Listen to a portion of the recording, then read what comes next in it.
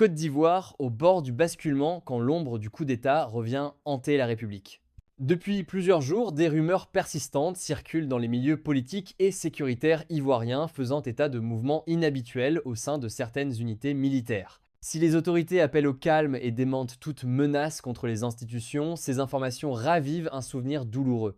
Celui des coups d'État et crises politico-militaires qui ont marqué l'histoire de la Côte d'Ivoire. La question se pose alors avec acuité, le pays est-il définitivement à l'abri d'un scénario de rupture constitutionnelle?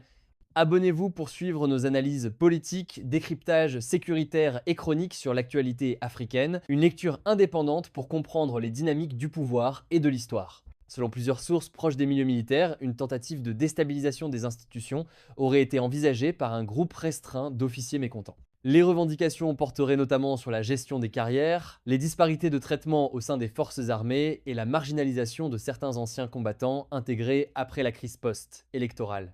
Des mouvements de troupes auraient été observés autour de sites stratégiques à Abidjan, notamment dans la nuit, avant une intervention rapide de la hiérarchie militaire loyale au pouvoir en place. Aucun communiqué officiel ne confirme une tentative de coup d'État, mais le silence des autorités n'a fait qu'alimenter les spéculations. Sous le mandat de Alassane Ouattara, l'armée ivoirienne a connu de profondes transformations. Issue de la fusion entre l'ex-rébellion et les forces régulières, elle demeure une institution fragile, traversée par des loyautés diverses. Malgré les efforts de professionnalisation, les mutineries de 2014, 2017 et 2018 ont montré que le malaise persistait. Ces événements, officiellement motivés par des revendications financières, ont souvent été analysés comme des signaux politiques. L'histoire ivoirienne rappelle cependant que le rapport entre l'armée et le pouvoir politique n'a pas toujours été conflictuel. Sous Félix Houphouët-Boigny, la Côte d'Ivoire n'a connu aucun coup d'État entre 1960 et 1993. Le premier président avait fait le choix d'une armée strictement encadrée, tenue à distance de la vie politique, dans une logique de stabilité et de contrôle institutionnel fort. Cette période de relative accalmie prit fin après sa disparition. Sous la présidence de Henri Konan Bédié, le pays bascula dans une nouvelle ère. Le 24 décembre 1999, un groupe de soldats mené par le général Robert Gailly renversa le pouvoir en place, dénonçant la corruption, la crise économique et la dégradation du climat social. Ce coup d'État constitua une rupture historique majeure et marqua l'entrée directe de l'armée dans l'arène politique ivoirienne. Arrivé au pouvoir par les armes, Robert Gailly promit une transition rapide vers un régime civil. Toutefois, son refus de reconnaître les résultats de l'élection présidentielle de 2000 plongea le pays dans une nouvelle crise. Face à la pression populaire, il fut contraint de quitter le pouvoir quelques mois seulement après son arrivée, laissant derrière lui une armée profondément politisée. L'élection de Laurent Gbagbo n'apaisa pas durablement la situation.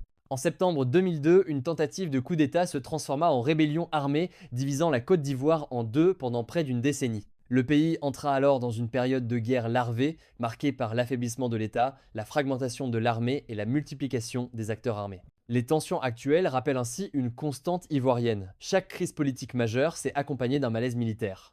Même lorsque les institutions tiennent, la simple évocation d'un coup d'État suffit à ébranler la confiance populaire et à raviver les blessures du passé. Dans un contexte régional marqué par des renversements militaires successifs en Afrique de l'Ouest, la Côte d'Ivoire apparaît comme un îlot de stabilité relative, mais un îlot sous pression.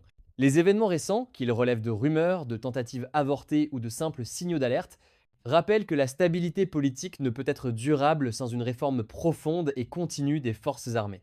L'histoire ivoirienne montre que les coups d'État ne surgissent jamais par hasard. Ils sont le produit de frustrations accumulées, de crises de gouvernance et de ruptures entre le pouvoir politique et l'institution militaire. La Côte d'Ivoire avance, mais son passé continue de peser sur son présent.